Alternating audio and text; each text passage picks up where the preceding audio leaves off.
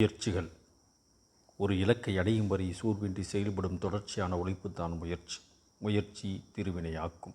தோல்விகளை கண்டு அஞ்சாமல் விடாமுயற்சியுடன் செயல்படுபவர்கள் நிச்சயம் வெற்றி பெறுவர். இது தன்னம்பிக்கையின் அடையாளம் மற்றும் லட்சியங்களை அடைய தேவையான தூண்டுகோல். ஒரு காரியம் முடியும் வரை தடைகளை தாண்டி தொடர்ந்து செயல்பட்டு சாதிப்பதே உண்மையான முயற்சி. தன்னம்பிக்கையுடன் முடியும் என்று நம்பி செயல்படுவது வெற்றியின் முதல் படி. தொடர் முயற்சித்தான் வெற்றிக்கு வழிவகுக்கும்.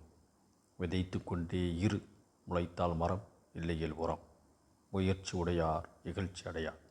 அன்றியும் நிச்சயமாக அவன் முயற்சிக்கு பலன் பின் அவனுக்கு காண்பிக்கப்படும். அல்-குர்ஆன் 53:40 வசனம். முயற்சியின் நண்பன் தான் சுறுசுறுப்பு, அதன் எதிரி சோம்பல். முன்னேறி செல்லும் முயற்சிகளை தடுப்பது, அதை சிதறடிப்பது சோம்பல். சோம்பலை என்ன சொல்கிறது இஸ்லாம்? அதனை நயவஞ்சகமாக கருதுகிறது குர்ஆன். நயவஞ்சகர்களை பற்றி அல்லாஹ் சூரத்தின் நிசாவில் 142வது வசனத்தில் கூறுகிறான், தொழுகைக்கு அவர்கள் தயாராகும் பொழுது சோம்பலுடையவர்களாகவே நிற்கின்றார்கள் என்று. எனவே சோம்பல் என்பது நயவஞ்சகத்தின் அடையாளம் என்பதை உணர்ந்து அதிலிருந்து விடுபட வேண்டும்.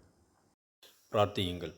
நபி ஸல்லல்லாஹு அலைஹி வஸல்லம் அவர்கள் கற்றுத்தந்தார்கள், அல்லாஹும்ம அஊது பிக்க மின் ஹம்மில் ஹஸன், அஊது பிக்க மின் ரஜ்ஸில் கஸல், அல்லாஹும்ம அஊது பிக்க மின் ஜுபுனி வல் புகுல், அல்லாஹும்ம அஊது பிக்க மின் கலபத் தைனி வ கஹ்ரிர் ரிஜால்.